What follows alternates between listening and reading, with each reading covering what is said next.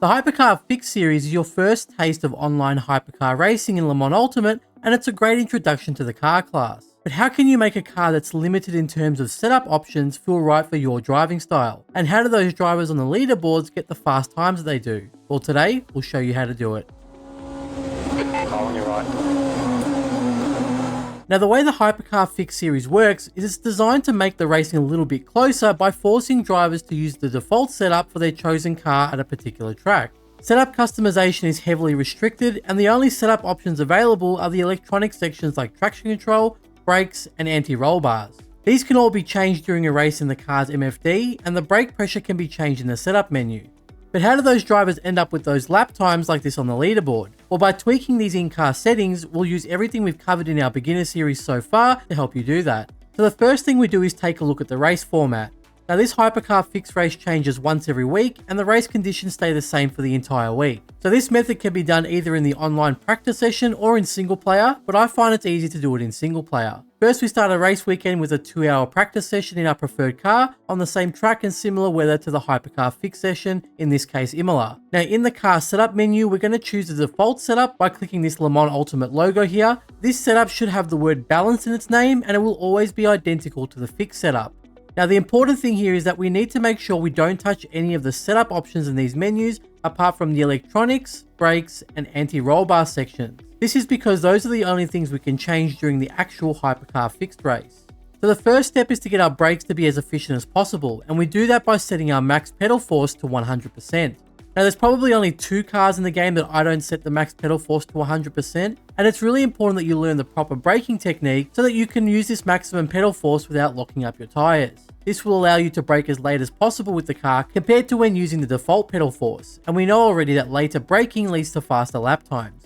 Now, the next thing that we change is our brake migration. We want that to be as high as possible to start with, and then lower it as we test the car's braking to ensure we lower the chance of locking the tires up. Then with our fuel level, for now we just bring it down to about 15 litres, which should be more than enough for 3 or 4 laps around most tracks. So for this first test, we want to see how our tyres are behaving with our new brake settings. And the goal here is to make sure we can go hard on the brakes without locking up any tyres.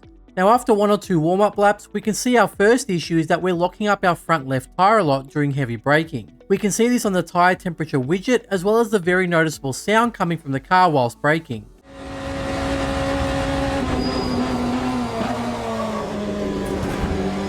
Now, what this means is that something in our brake settings isn't right, and this kind of behaviour can easily cause loss of control of the car. For our starting lap, we set a 131.7, which isn't ideal, with plenty of room for improvement. So because the front tyres are locking up, I need to try and take the pressure off of them slightly when braking, and there's 2 ways to do this. Our first option is to bring the brake bias down towards the rear a little bit. This will help take the pressure off the front tyres and give us a little more rotation during the braking phase. So back in the garage, we lower the brake bias by 2 clicks. Remember that when you try to tweak a setup, it's important to only change options by 1 or 2 clicks at a time, test the car to see what's changed, then decide if those changes were helpful or not. Now, back on track, we notice that this time in some corners we still get that front tyre locking up, although not as much. But now our rear tyres are also locking up during braking, causing the rear of the car to snap suddenly. This tells me that the brake bias is towards the rear brakes too much, so I need to bring it back up again slightly. Now, since we went down by 2 clicks initially, I used the car's MFD to push the brake bias forwards by just 1 click. What we notice now is that the rear tyres are no longer locking up, but the front tyres are starting to lock up again more often. We managed to get our lap time down to a 131.1, but the car still isn't able to brake safely without locking up. Through the process of elimination, however, we found that the issue is actually that the brake migration is too high, which is putting too much pressure on the front brakes during braking. So again, we lower this by just 1 click and leave the brake bias at the same amount to see how the car performs. Now, this time we notice that the front tyres are no longer locking up during braking, however our rear tyres are still locking up when braking during certain corners. So back in the setup menu, we move our brake bias forwards by 1 click to see if that takes some pressure off of our rear tyres. And now it looks like we've found the sweet spot. We no longer lock up the front or the rear tyres during heavy braking, and we managed to get our lap time down to a 130.5, which is 1.2 seconds faster than our original time of 131.7. However, there's still a little more time to gain here with some more slight changes. Now, in terms of the setup's traction settings, these are generally the same amounts that I use in the BMW, so I don't change anything here. But if you feel like you aren't able to keep the car under control when using the throttle, then you might want to make some changes to it, which we explained in an earlier episode of this series. The main issue I'm feeling, however, is that I'm getting a lot of understeer in this fast left-hand corner, and that's where the anti-roll bar options can help. So in the MFD, I moved the front anti-roll bar down by 2 clicks to see if that changes the car's behavior in the fast left-hander. Now we can see that this lower front anti-roll bar does help because we clearly gain some time in the corner. However, this change has caused the car to become a lot more sluggish in these fast S-turns. And this is because the car isn't able to change directions from left to right as quickly anymore due to the softer front anti-roll bar. This ends up costing us more time over the entire lap compared to the time we gain in that one fast left-hander, which isn't ideal. So this time I set the front anti-roll bar down by 1 click instead of 2. Now in this test, the car still turns well enough to gain time in the fast left-hander, but it's still feeling a little sluggish in all of these S-corners, so we still lose too much time.